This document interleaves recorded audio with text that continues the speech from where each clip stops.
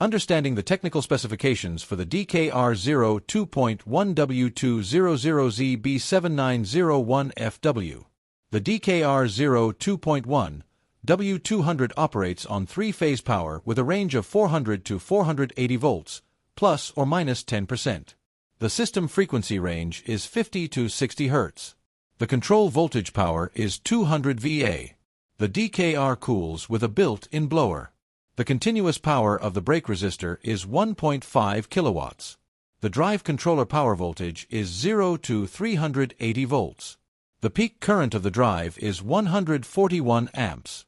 It has a Serco's command interface. The DKR is manufactured by Bosch Rexroth Indramat. The storage temperature range is minus 30 to 80 degrees Celsius. Thank you for watching. Wake Industrial is your partner in progress for all DKR sales and replacements.